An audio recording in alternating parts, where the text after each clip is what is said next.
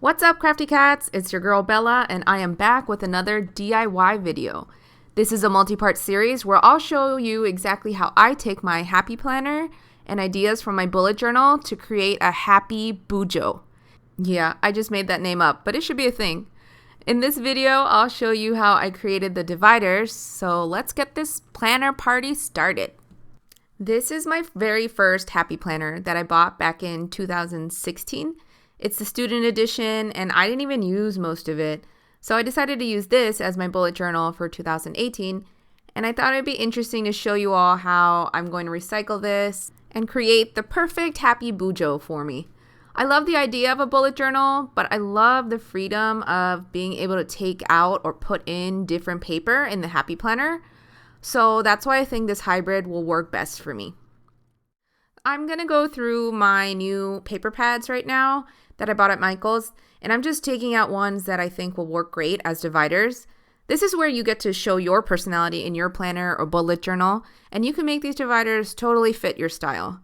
I think I really could have gone with the galaxy theme for the whole thing, but I wanted to get some use out of my other paper pads too, because I definitely need to use those pretty papers more often. I am such a sucker for paper and stationery. I just want to buy all the things. So if you're like me and you have a lot of paper pads lying around, come make some dividers and tabs with me.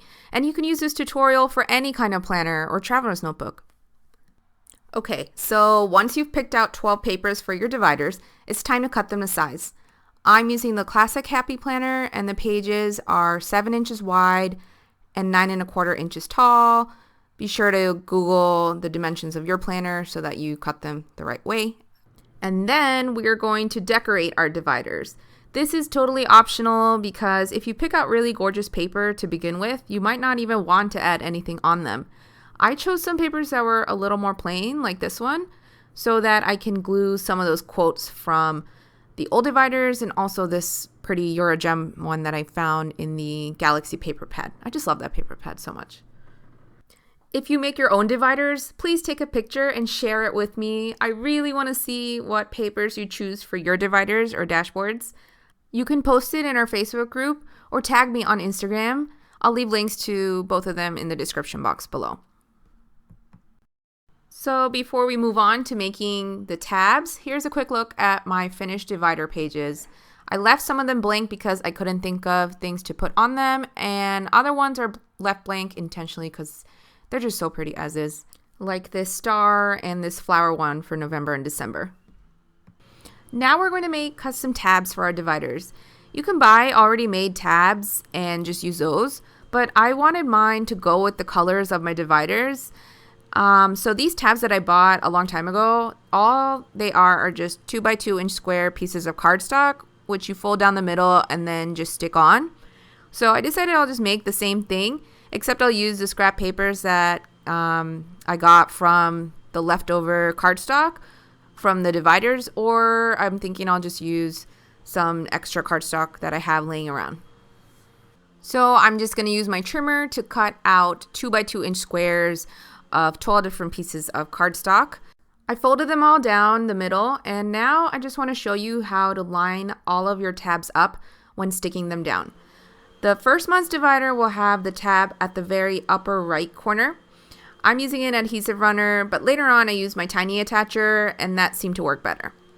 So I'm just going to stick that on, and I'm making sure that I only glue down half of the tab. So what, it's like 1/4 of the total tab space. It's just so much easier to look at it than for me to try to explain it. And then you just fold it down and it'll stick down because I put glue on both sides.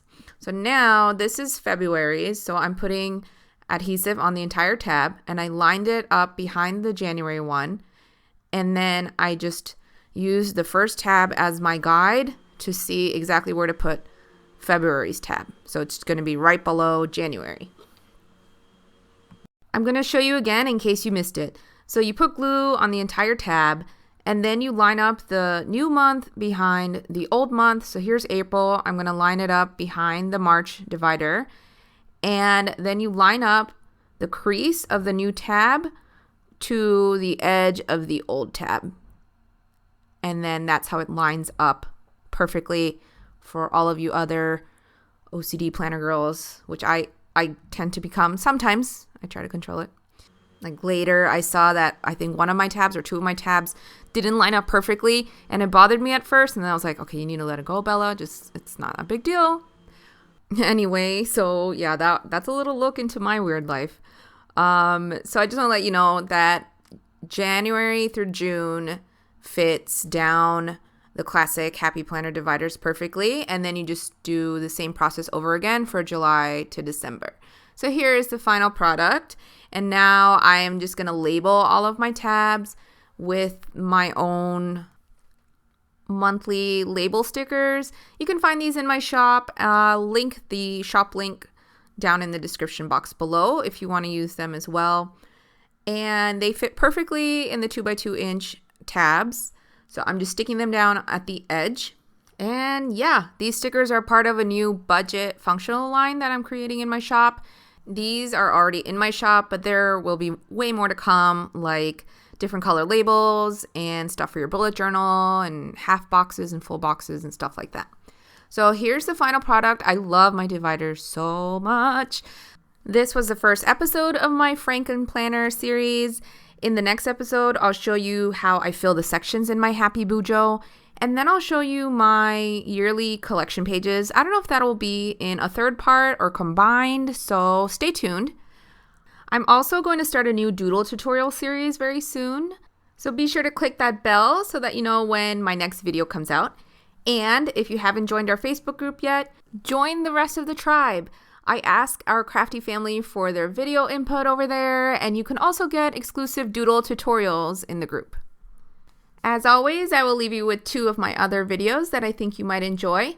Comment down below and let me know what you think of my Happy Bujo so far, and also tell me if you've ever combined planner systems to make your own planner child. Thanks for watching, and I'll see you next time. Bye!